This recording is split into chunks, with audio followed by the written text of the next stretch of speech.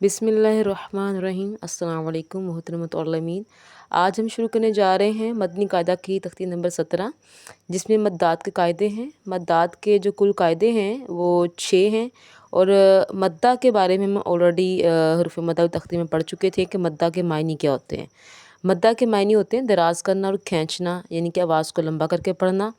अब यहाँ पे कुछ डेफिनेशंस हैं, आप उन डेफिनेशंस को पढ़ सकते हैं, उनको याद कर सकते हैं। अगर उनके नाम याद हो जाएं विद डेफिनेशन तो ये बहुत ही अच्छी बात है। हाँ, साथ साथ मैं उन लोगों की रहनुमाई के लिए बताती जाऊँ जिनको डेफिनेशंस लर्न करने में या कायदे इनके याद करने में दिक्कत महसूस हो, याद ना रहें, तो उनको परेशान होने की बात नहीं है। ज़रूरी नहीं कि विद नेम डेफिनेशन लर्न हो। बेहतर और ज़रूरी अहम बात यह है कि आपको मद्दात पढ़ने आने चाहिए और समझ हो कि इनको अदा कैसे करना है, इनकी अदायगी कैसे है। तो बहरहाल इंशाल्लाह हम साथ साथ ये यहाँ से समझेंगे तो जो उसके बाद जब डेफिनेशन की तरफ आएंगे तो आपको डेफिनेशन समझ आएगी। अगर मैं डेफिनेशन से लेके आपको इधर लेके आऊँगी कायदे पे तो आपको शायद थोड़ा डिफ़िकल्ट लगे। तो हम पहले यहाँ से समझते हैं, फिर हम डेफिनेशन की तरफ चलते हैं। देखिए, हरूफ मद्दा 3 हैं, अलिफ मद्दा, वाव मद्दा, या मद्दा। अगर इन 3 हरूफ मद्दा के बाद आपको हमज़ा मिलेगा, नज़र आएगा, तो समझे कि आपने इसको मज़ीद हरूफ मद्दा की लेंथ को बढ़ा देना है। इतनी सी बात है। और इसी बात को अगर हम डेफिनेशन की शक्ल में पढ़ेंगे, जैसे कि ये देखें, अलिफ मद्दा है, अलिफ मद्दा के बाद हमज़ा है, तो इसकी जो आवाज़ है मज़ीद लंबी हो जाएगी। कैसे हो जाएगी? बिस्मिल्लाहिर्रहमानिर्रहीम। जीम अलिफ ज़बर जा। देखें, अलिफ मद्दा लंबा किया, लेकिन अलिफ मद्दा के बाद मैं हमज़ा पढ़ूंगी तो इसकी आवाज़ मज़ीद लंबी कर देंगे, तो ये मद्दे मुत्तसिल का कायदा हो जाएगा। हमज़ा ज़बर आ, जा आ। बस ये सिंपल सा कायदा है। अब डेफिनेशन की तरफ आएंगे तो आपको मज़ीद समझ आएगी। लिखते हैं डेफिनेशंस में कि मद के 2 सबब होते हैं। ये कि जो अभी मद्दात पढ़ने लगे हैं इसमें 2 रीज़न्स हैं जिनकी वजह से मद्दा जो है हरूफ मद्दा को ज़्यादा लंबा कर दिया जाता है। नंबर 1 है हमज़ा और दूसरा है साकिन होना, सुकून होना, जहाँ पे मिला के किसी वर्ड को पढ़ रहे होते हैं। जो जज़म भी हो सकती है और ये तशदीद भी हो सकती है। मद की 6 अक़साम हैं, मद मुतसिल, मद मुनफसिल, मद लाज़िम, मद लीन लाज़िम, मद लीन और मद लीन आरिस। हम पढ़ रहे हैं अभी मद मुतसिल, मद मुनफसिल। इन दोनों में बड़ा आसान कायदा है और वो ये है कि अगर हमज़ा, ये देखें, हरूफ मद्दा के बाद हमज़ा उसी कलमे में हो तो मद मुतसिल होगा, जो कि हमने अभी पढ़ा। हरूफ मद्दा के बाद हमज़ा दूसरे कलमे में हो तो मद मुनफसिल होगा, जैसे कि फ़ी अनफुसिकुम। तो ये हमारी 2 डेफिनेशंस होगी जो कि हमारा आज का सबक होंगे इंशाल्लाह। अब हम इनको पढ़ते हैं कि इन सबको कैसे अदा करना है। देखें, ये या साकिना है, या साकिना से पहले ज़ेर आ रही है तो कौन सा कायदा हुआ? या मद्दा का। हरूफ मद्दा की पहचान नहीं भूलनी, वो आपकी वही रहनी चाहिए जैसे आपने याद की थी। कोई मुश्किल बात नहीं है, बस आपने हमज़ा की वजह से, क्योंकि हमज़ा मद करने का, लंबा करने का सबब होता है, तो इसलिए हमज़ा की वजह से हरूफ मद्दा मज़ीद लंबे हो जाएंगे। इन अ वेरी सिंपल वे बस डेफिनेशन यही है कि हरूफ मद्दा की वजह से, हमज़ा की वजह से हरूफ मद्दा की जो लेंथ है वो बढ़ गई है। जीम या ज़ेर जी, ये हो गया या मद्दा। अब इसके बाद आ गया हमज़ा, कायदा पूरा हुआ। हमज़ा ज़बर आ, जी आ। अब इसको लंबा कितना कर सकते हैं वो भी पढ़ लेते हैं। मद मुतसिल और मद मुनफसिल को 2 अढ़ाई अलिफ यानी 4 या 5 हरकत की मिकदार तक खींच सकते हैं। ठीक है, 2 अलिफ तक भी इसको लंबा कर सकते हैं। हम इसको अढ़ाई अलिफ के बराबर भी लंबा कर सकते हैं। तो अगर वैसे हरकत के हिसाब से देखें तो हरूफ मद्दा को 2 हरकत के मुताबिक लंबा करते थे, तो यहाँ पे मद्दात हैं इनको 4 या 5 हरकत के मुताबिक लंबा करेंगे। अब आपने साथ साथ कायदे गौर से देखते जाने हैं, ये नहायत ही अहम है। ये वो तख्ती है जिसमें कुरान पाक की खूबसूरती के साथ साथ आप अपनी गलतियाँ भी दुरुस्त करेंगे।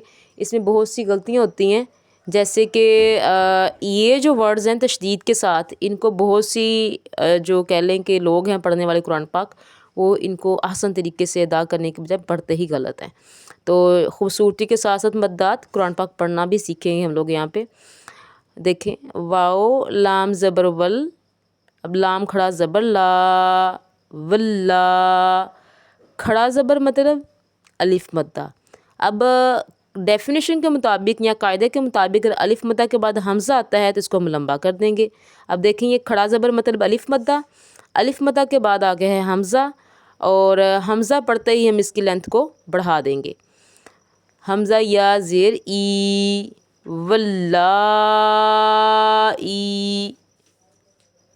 آگے پڑھیں گے سین یا زیر سی، یا مدہ کے بعد حمزہ اسی کلمے کے اندر ہے تو مد متصل ہوا.